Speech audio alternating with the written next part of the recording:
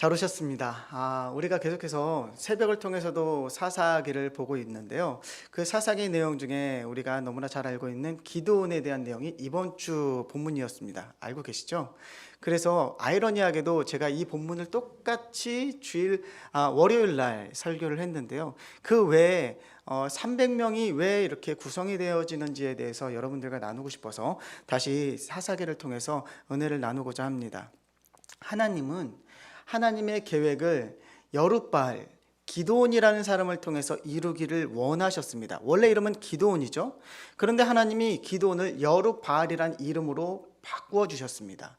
지난번 저와 함께 이 앞전을 말씀을 나눈 적이 있는데요. 이 이름을 바꿨다라는 것은 그 사람의 그 삶의 자세가 바뀌었다. 그리고 그 사람이 해야 되는 일들이 바뀌었다라는 것을 의미한다고 제가 말씀을 드렸습니다.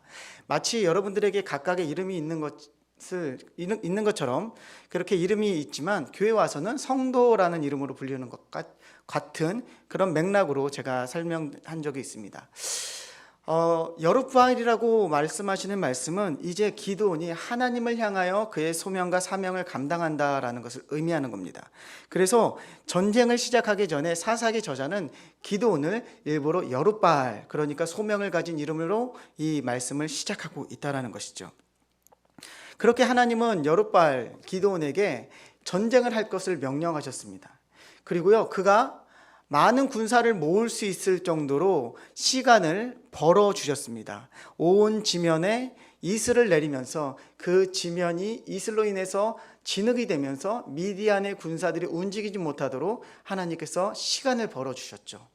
그 상황에서 기드온은 수많은 사람들을 자신의 군사로 그렇게 징집할 수 있었습니다. 그 사람의 숫자를 성경이 몇 명이라고 말하고 있냐면 우리가 유추해 볼 수 있는 내용으로 2절을 통해서 알 수 있듯이 32,000명이다라는 것을 우리가 알 수 있습니다.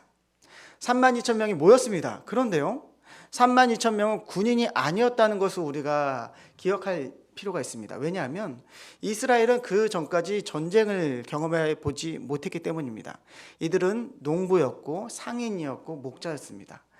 그러니까 어쩔 수 없이 자신의 그 군역을 감당하기 위해서 징집되거나 아니면 정말 분노에 차서 내가 이 전쟁에 참여하리라 하고 나온 사람들이 대부분이었다는 것입니다. 전쟁을 경험해 본 사람들입니까? 아니요. 전쟁을 경험해 보지 못한 일반인들이 지금 있는 것입니다. 그래서 이 기드온의 군사들이라고 말하기가 조금 어렵습니다. 그러면 무엇이라고 말을 할 수 있을까요? 기드온과 무리들, 이 정도로 아마 이야기할 수 있을 것 같습니다. 그런데 하나님은요, 이 무리들이 32,000명이라는 무리들이 모였을 때 이들과 대항해야 되는 미디안의 군대의 숫자를 말씀해 주지 않습니다. 심지어 언제까지 말씀해 주지 않느냐면 이 기드온이 그의 부하 브라라는 사람과 함께 그 미디안의 정탐을 가기 전까지 그들의 숫자가 나타나지 않아요. 하나님은 이스라엘 눈앞에 그들을 미디안을 감춰버립니다. 어떻게 감추고 있냐면 오늘 우리가 읽었던 1절에는 그 내용들이 이렇게 잘 설명되어져 있는데 우리가 이해하기는 좀 어렵죠. 1절에는 기드온을 따르는 사람들은 하룻셈이라는 샘 근처에 진을 쳤다라고 이야기합니다.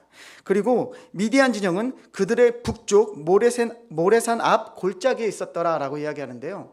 이것을 우리가 쉽게 좀 이해하자면 저희는 이곳에서 물가에 진을 쳤습니다. 그리고 한참 떨어진, 그러니까 우리 교회로부터 한 롯데백화점 정도까지 떨어진 곳에 능성이가 하나 있는 거예요. 커다란 능성이가 하나 있고 이 뒤쪽에 지금 미디안이 있는 겁니다. 그러니까 내가 서 있는 곳에서는요, 미디안이 보이지 않아요. 그래서 미디안의 숫자가 얼마인지 나타나지 않습니다. 나중에 어떻게 나타나냐면 미디안을 다 죽이고 나니 그 숫자를 세어보니까 몇만 명이었더라라는 것이 나중에 나타납니다. 만약에 하나님이 그 미디안을 이스라엘 사람들이 볼 수 있는 곳에 이렇게 진쳤다 하면 사람들이 쉽게 나올 수 있었겠습니까? 하나님은요, 이렇게 세밀한 것까지 다 계획하셔서 지금 전쟁을 치르고 계시다는 겁니다. 이스라엘 백성들이 전쟁을 하지 못한 상황에서 두려움을 갖지 아니하도록 미디안의 군영을 뒤로 숨기시고 지금 이스라엘을 모으셨습니다. 그리고 그들을 향해서 이제 내가 너희를 통해서 전쟁을 할 거다라고 선언을 하십니다. 그런데 앞서 저희가 나눴듯이 그들은 군인들이 아니었습니다. 전쟁을 처음 하는 거죠. 그래서 이제 두려운 겁니다. 이 두려움이 지금 이 기드온과 무리들 가운데 있었습니다. 그런데 하나님은요, 이들의 마음을 아시고 하나님께서 먼저 이렇게 이스라엘에게 말씀하십니다. 우리 2절 말씀을 함께 볼까요? 본문 2절 말씀입니다. 함께 읽어볼까요? 시작. 여호와께서 기드온에게 이르시되 너를 따르는 백성이 너무 많은즉 내가 그들의 손에 이 미디안 사람을 넘겨주지 아니하리니 이는 이스라엘이 나를 거슬러 너를 구원하였다 함이러라. 이게 무슨 말입니까? 너희 수가 너무 많다는 거죠. 무리수가 너무나 많아서 혹시 너희가 너희의 힘으로 이 전쟁이 맞춰진 후에 너희를 드러낼까 함이러라 라고 하나님께서 말씀하시면서 그들의 수를 줄일 것을 말씀하십니다. 그런데 이들은 지금 이길 수 있는지 없는지에 대한 그런 확신이 없어요. 그런데요, 이스라엘에게는 한 가지 정서가 있습니다. 어떤 정서가 있냐면 하나님의 전쟁은 무조건 이긴다. 자, 우리의 입술로도 한번 고백해 볼까요? 하나님의 전쟁은 무조건 이긴다. 이런 정서가 있습니다. 그러니까 이들도 두려움은 있지만 지금 이 전쟁은 이길 수 있다라는 확신이 있는 거예요. 왜냐? 미디안을 아직 안 봤잖아요. 저쪽 수를 안 본 거예요. 자기들이 경험해 보지 못했던 32,000이라는 어마어마한 숫자가 자기 주변에 있으니까 해볼 수 있을 것 같은 자신감은 지금 있는 겁니다. 지금 그런 상태에서 하나님은 그들의 마음 가운데 있는 두려움을 딱 건드리시면서 뭐라고 말씀하시냐면 두려워하는 자가 있다 라고 하면서 너희들 수가 너무 많다라고 이야기하십니다. 그래서요, 하나님은요, 첫 번째 그들에게 무엇이라고 말씀하시냐면 두려워 떠는 자는 가라 라고 3절에 이야기합니다. 그런데요, 이 두려워 떠는 자는 가라 라고 말씀하시는 말씀이 무슨 의미냐면 전쟁이 시작되었다라는 의미입니다. 이상하죠? 두려워 떠는 자는 가라 라는 의미가 전쟁이 시작되었다라는 의미라는 것이죠. 왜 그러냐면 신명기 20장에 보면 하나님의 백성이, 하나님의 군대가 하나님의 전쟁을 치르는 방법이 기록되어 있습니다. 그래서 신명기서 20장을 잠시 보도록 하겠습니다. 신명기서 20장 1절과 8절만 보도록 하겠습니다. 전쟁이 이렇게 선언됩니다. 내가 나아가서 함께 읽어볼까? 시작. 내가 나아가서 적군과 싸우려 할 때 말과 병거와 백성이 너보다 많음을 볼지라도 그들을 두려워하지 말라. 애굽 땅에서 너를 인도하여 내신 내 하나님 여호와께서 너와 함께 하시느니라. 이 말씀은요, 전쟁에 하나님이 참전하시면 무조건 이긴다라는 선언입니다. 그런데 8절에는요, 이 전쟁의 시작을 이렇게 이야기합니다. 한번 읽어볼까요? 시작. 책임자들은 또 백성에게 말하여 이르기를 두려워 마음이 허약한 자가 있느냐? 그는 집으로 돌아갈지니 그의 형제들의 마음도 그의 마음과 같이 낙심될까? 이 말씀이 선언되어짐과 동시에 전쟁이 시작되는 겁니다. 오늘날 현대전은요, 전쟁이 어떻게 시작되냐면 한 나라에서 전쟁을 합니다 하고 선전포고를 하면 전쟁이 시작됩니다. 그런데요, 이때 당시에 전쟁의 시작은 어떻게 시작된다고요? 그 마음 가운데 두려움 있는 자를 보내면서 시작한다고요. 그러면 이제 남은 자들이 전쟁을 하면 되는 겁니다. 전쟁이 선포된 겁니다. 그래서 성경이 몇 명이 남았냐라고 오늘 본문이 얘기하냐면 10,000명이 남았다라고 합니다. 10,000명. 그들이 지금까지 경험해보지 못한 군사의 수가 10,000명이 된 겁니다. 지금 많이 갔지만 그래도 10,000명이 남은 거예요. 그러면 아직 저쪽이 몇 명인지 모르니까 해볼 만할 수 있지 않겠습니까?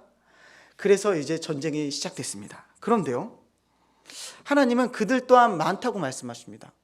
도대체 하나님은 몇 명으로 이 전쟁을 하시려고 하시는지 10,000명도 많다고 지금 말씀하시면서 한 가지 이상한 요청을 기드온에게 하시죠. 그 요청이 바로 오늘 본문 5절과 6절입니다. 자, 한번 5절과 6절을 한번 보도록 하겠습니다.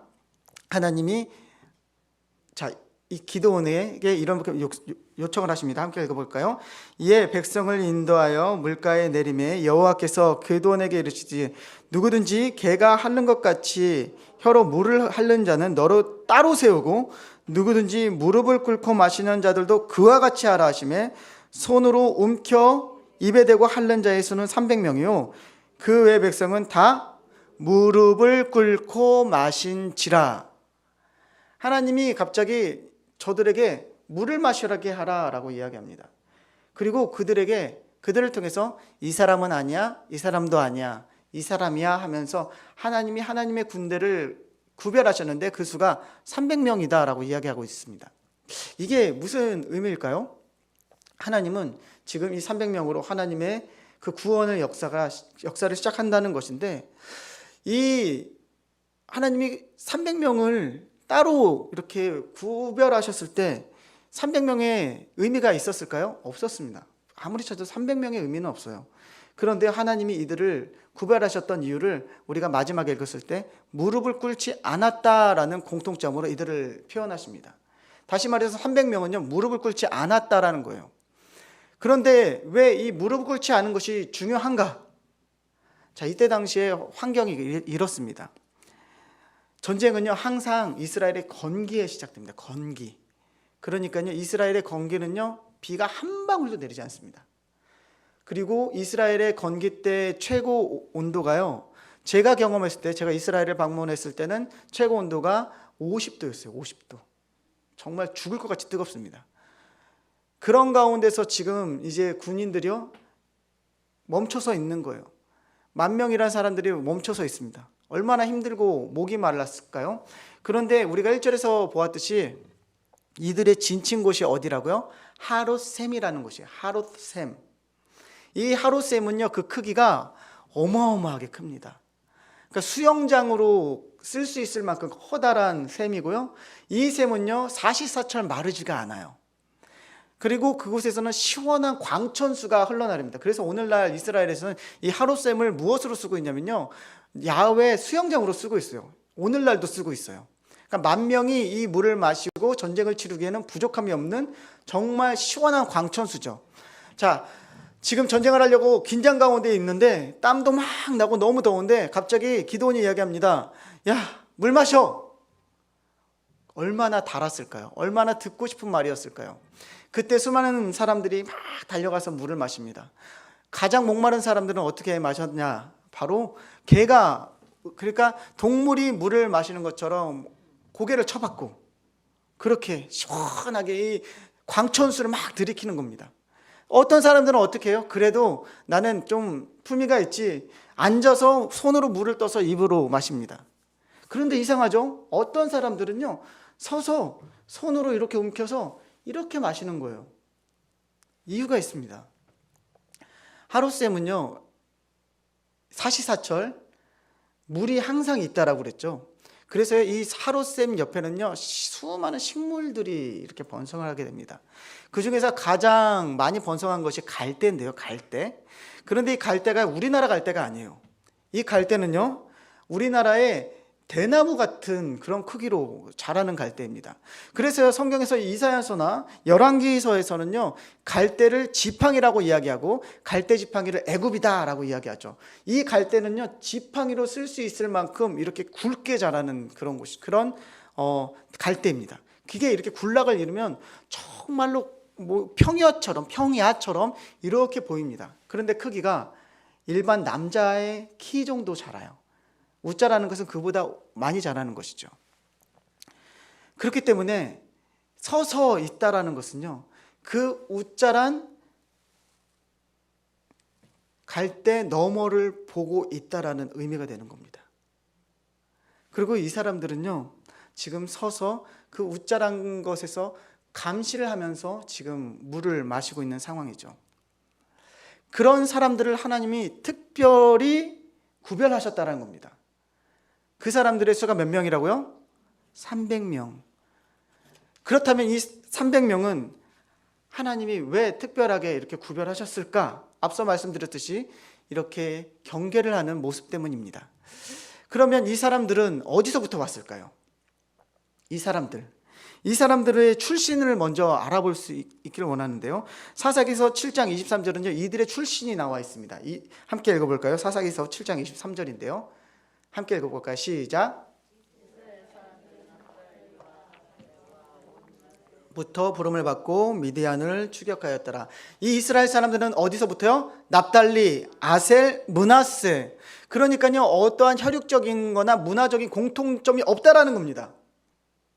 어떻게 서 있다 보니까 그 사람들이 이렇게 만나게 됐는데, 그 사람들이 예를 들어서 우리 평화 공동체에서 300명이 착출되었다 하면 우리 공동체가 가지는 어떠한 특성이 있습니다.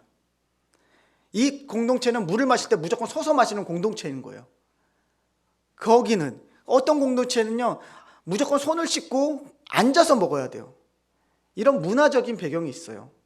그런데 지금 이 300명의 특징은 그런 문화적인 배경이 없다는 겁니다.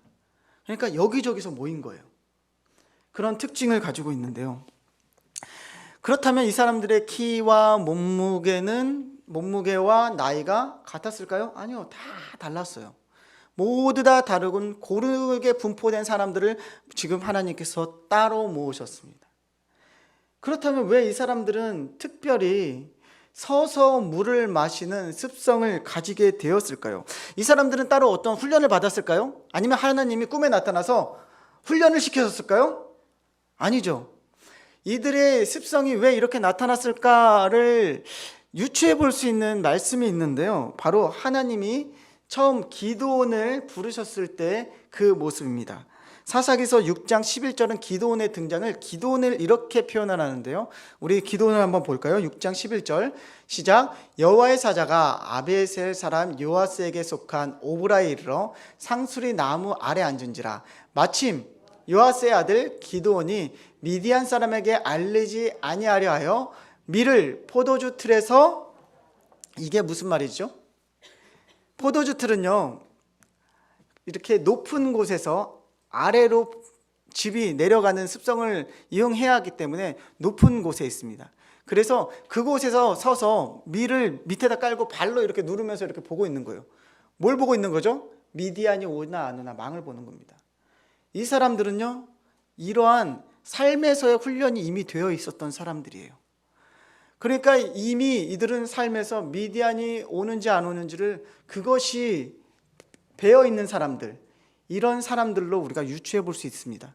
하나님은 그 사람들의 대표로 지금 기드온을 부르고 계시는 거죠. 그런 사람들의 삶에서 이제 자신이 스스로 훈련된 사람들을 하나님께서 부르셨는데요. 또 이들의 공통적인 특징이 하나 있습니다. 그것이 무엇이냐? 6절 말씀입니다. 6절 말씀 함께 읽어볼까요? 시작. 손으로 움켜 입에 대고 핥는 자의 수는 300명이요 그 외의 백성은 다 무릎을 꿇고 물을 마신지라. 잠깐 더 띄워주시겠어요? 자, 보도록 하겠습니다. 손으로 움켜 입에 대고 어떻게 했다고요? 핥았다고 이야기합니다. 그런데 다른 백성들은 어떻게 했다고요? 마셨다고 이야기합니다. 그렇죠? 왜 그럴까요? 손으로 움켜 손에 묻은 것을 핥을 수밖에 없을 정도로 물이 지금 쏟아지는 겁니다. 얼마나 목이 말랐을까요? 그런데 그들은 그렇게 핥고 있었습니다. 왜 그렇습니까? 지금 전쟁이 끝난 건가요? 아니, 시작 전인가요? 전쟁 중인 거예요. 이들은 자신이 서 있는 위치를 분명히 알고 있었습니다. 알고 있었던 거예요. 전쟁이 시작되었다. 22,000이 돌아가면서 전쟁이 시작되었구나. 지금은 전시인 거예요. 전시. 지금은 전쟁이 시작된 상황이기 때문에 자신에게 맡겨진 소명을 감당하기 위해서 이들은 서 있을 수밖에 없는 겁니다. 그리고 자신의 목마름이나 자신의 부족함이나 자신이 원함을 지금 그것을 해결하라는 것보다 하나님이 주신 소명을 더 감당하기에 더 앞선 거예요. 이 사람들은 자신에게 주어진 것 그 조금에 만족하고 자족하면서 뿐만 아니라 하나님의 소명을 감당했던 사람들을 볼 수 있는 것입니다. 따로 훈련된 자가 아니라 자신을 스스로 포기하고 절제할 수 있는 사람을 하나님께서 부르셨다는 겁니다. 이들의 삶을 하나님은 지금 사용하시기를 원하시고 하나님의 백성을 구원하는 구원의 군사들로 지금 부르셨습니다. 지금부터 저는 이들을 300용사라고 부를 겁니다. 이전까지는 그들은 무리였습니다. 하지만 소명을 감당하기를 기뻐하였고 작은 것이지만 하나님이 주신 것에 자족하고 만족하고 잠시 그것을 충분히 들이키지 못하였지만 그것으로 만족할 수 있는 그 소명자, 그 사람이 바로 하나님께서 기뻐하시는 300용사가 되는 겁니다. 저는 이 순간을 한번 상상해 보았습니다. 물이 얼마나 마시고 싶었을까? 단 몇 초지 않습니까? 잠깐 앉아서 마시고 일어나서 다시 경기하면 되는데 그것을 결연히 끊어낼 수 있는, 자신의 욕구와 욕망을 끌어낼 수 있는 용기가 그 300용사들에게는 있었다는 겁니다. 그들은 그렇게 삶에서 준비되었고 그 하나님의 말씀에 순종하는 모습을 지금 보여주고 있었다는 겁니다. 이들은 이미 일상에서 조그만 훈련들을 마쳐갔습니다. 300용사의 특징을 정리해 보자면 이들은 다른 사람들을 차별하거나 구별하지 않았습니다. 키와 몸무게, 외모 그런 거 상관하지 않았습니다. 하나님이 부르신 공동체에서 그들을 용납하였고 그들이 300명으로 응축되어질 때 그들의 시너지는, 그들의 폭발력은 더욱더 강력하게 나타났습니다. 뿐만 아니었습니다. 절망적인 상황에서, 미디안과의 싸움에서 300명이 남아있는 상황에서도 그들은 절망하지 않고 하나님의 사명과 소명을 감당하기에 그렇게 준비하였습니다. 스스로 훈련을 받고 환경의 지배를 받지 않는 훈련을 삶 속에서 이미 하였습니다. 그들이 목자였을 때, 상인이었을 때, 농부였을 때, 그때에도 환경의 지배를 받지 않는 연습들을 늘 하고 있었다는 것이죠. 무엇보다도 하나님의 부르신 그 소명을 기억하는 사람들이었습니다. 지금은 전쟁 상황이니 나의 욕심과 나의 욕망을 내려놓을 수 있는 용기, 하나님의 말씀을 청종하고 순종할 수 있는 용기, 조금 주어진 그 위로에 만족하고 자족할 수 있는 그 용기, 그것이 그들에게 이미 있었다는 것입니다. 그런 훈련으로 하루하루 그들은 작은 승리를 삶에서 이미 경험하였습니다. 그 승리자들을 하나님은 오늘 300용사로 부르셨습니다. 사랑하는 예배자 여러분, 하나님의 용사는 어떠한 자격이 필요하지 않습니다. 하나님은 삶에서 작은 승리를 경험한 그 사람들을 하나님의 백성으로 부르시고 또한 하나님의 군인으로 오늘 부르시고 계십니다. 우리들의 삶은 어떻습니까? 우리들의 삶은 날마다의 삶에서 승리를 경험하고 있으십니까? 우리는 가끔 이런 핑계를 대고 싶습니다. 하나님, 오늘날 대한민국은 그렇지 않습니다. 우리가 살아가는 사회는 그렇지 않습니다. 하나님, 조금만 이해해 주시면 안 될까요? 그렇게 접는 순간 우리는 하나님의 백성에서, 하나님의 군대에서 돌아가는 백성으로, 무리로 전락하게 되는 것을 기억할 수 있기 원합니다. 하나님은 오늘 여러분들을 일상의 승리자로 부르고 계십니다. 여러분들의 삶의 모습이 어떠할지라도 그 일상에서 승리하시고 하나님의 용사로 이 땅 가운데서 정말 하나님 주신 소명 잘 감당하다 하나님 앞에 설 수 있는 저와 여러분들 되시기를 예수님의 이름으로 축복합니다.